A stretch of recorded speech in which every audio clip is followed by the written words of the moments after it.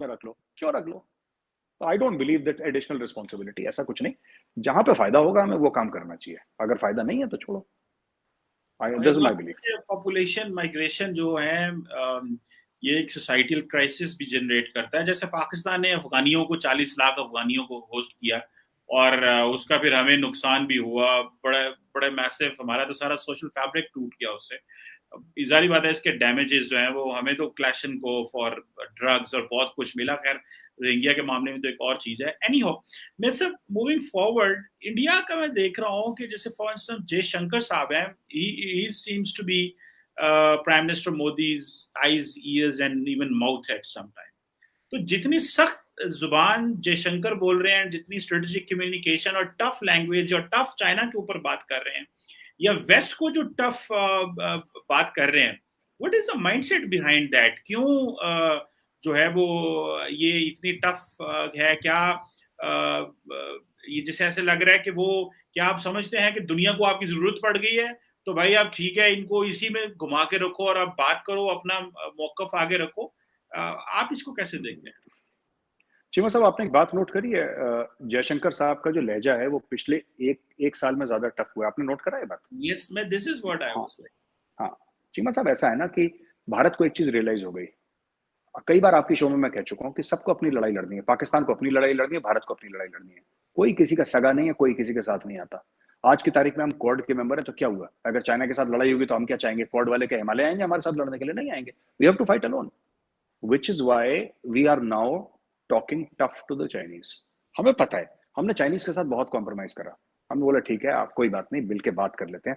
उन्होंने धक्का दिया, हमने बोला कोई बात नहीं, वी आर ब्रदर्स, कोई बात नहीं। बट कोई बात नहीं हैज गॉट अ लिमिट।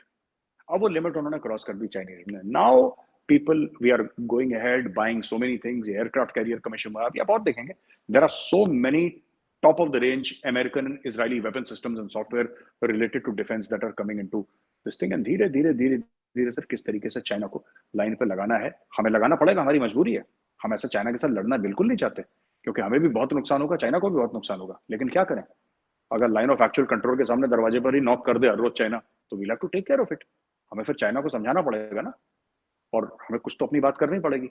और एक और चीज है कि जो दो लोग हैं जो फॉरेन पॉलिसी, इंटरनेशनल रिलेशंस, जो मोदी जी के लिए डील करते हैं, और दोनों सर बड़े खतरनाक हैं।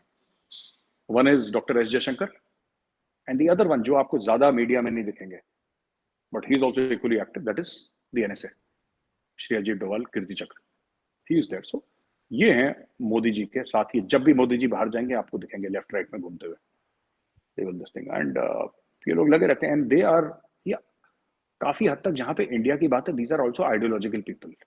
इनका कोई लेना देना नहीं है, इनका ये इसी काम में लगे हुए हैं, दे आर वेरी क्लियर।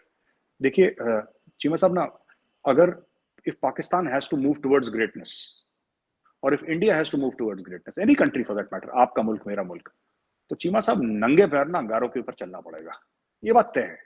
मैं सब सॉरी आपको काटने लगा हूँ। आपने जो आइडियोलॉजिकल का बात की, मैं इसका मीनिंग समझना चाहता हूँ। When it comes to ideology, is this mean for an idea of India और डज दिस मीन फॉर जो हिंदू एज ए रिलीजन? या वो जो आपने एक दफा एक और बात भी की थी कि जब आरएसएस वाले देखते हैं तो वो मैप को देखते हैं और वो, या आप ये उस माइंडसेट की ये बात कर रहे हैं? So how do you define the ideology sir? नहीं, जहां तक मैं डोवाल साहब की बात कर रहा हूँ, जयशंकर साहब की बात कर रहा हूँ, it is not the RSS ideology, it is that idea of India. They are not from the RSS, but this idea of India, that India has a certain destiny. Bharat का एक मुकद्दर है, भारत की एक डेस्टिनी है, भारत को एक रोल प्ले करना है वर्ल्ड अफेयर्स में। That is there ideology and they very strongly believe it. जब आप भरोसा करोगे, विश्वास करोगे, तभी तो आप मेहनत करोगे दोस्तों। अगर आपको भरोसा ही नहीं है कि इंडिया ने कुछ करना है, फिर आप भी पीछे बैठ जाओगे। सो चीमा साहब, these people are working because they believe in a greater India, a greater India in which India has got, आपने खुद बोला ना कि ग्लोबल साउथ, ये ग्लोबल साउथ नहीं, ग्लोबल नॉर्थ सब है इनके लिए।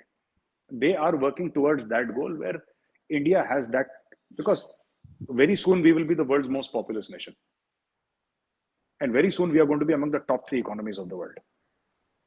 तो इंडिया ने तो अपने, जयशंकर साहब ने तो बोला था कि ये आपका जो यूनाइटेड नेशन सिक्योरिटी काउंसिल है, this is incomplete without India. इसकी वैल्यू क्या है बिना इंडिया के? आप क्या कर रहे हो बिना इंडिया के? ये बोला है, this is what India believes in, you may agree you may disagree, but this is what India believes in. All these G7 and all, ये जितने भी इन्होंने बना रखे हैं, ये भारत के बिना किस तरीके से चलेंगे चीमा साहब? देख, you can not function without India. India, देखिए बात ये नहीं है कि हम लोग आपके लिए दिक्कत क्रिएट कर सकते हैं, बात ये नहीं है। आपसे मेरी मुराद दुनिया से, इसका मतलब ये नहीं है। बात सिर्फ इतनी है कि इंडिया अपनी मेहनत की वजह से इतना इंपॉर्टेंट बन चुका है और आगे चल के इतना जरूरी बन जाएगा कि आप इग्नोर नहीं कर सकते इंडिया को। You cannot ignore India because it will become simply, it will very soon become the most populous nation on earth. And according to all the predictions, it is going to become the third largest economy in the world in a few years' time. $5 trillion economy की तरफ जा रहा है. How will you ignore India? मैं nuclear की बात नहीं कर रहा, वो छोटी बात है ना, न्यूक्लियर वो तो ऐसी है, इट्स अ स्मॉल थिंग, उसको कोने में डालिए। We are not talking about new. We are talking about the sheer weight of numbers. We are talking about money. We are talking about economy. We are talking about diplomatic influence. How can you ignore India? आप नहीं कर सकते. And it is with that confidence that Doval Saab speaks. It is with that confidence that Dr. Jaishankar speaks. Doval Saab और Jaishankar Saab, ये basically they are two sides of the same coin. एक का तरीका अलग है, एक का तरीका अलग है, डायरेक्शन एक ही है। बिल्कुल ठीक है, डायरेक्शन एक ही है। थैंक यू वेरी मच भाई साहब, आज आपसे बात की बड़ा मजा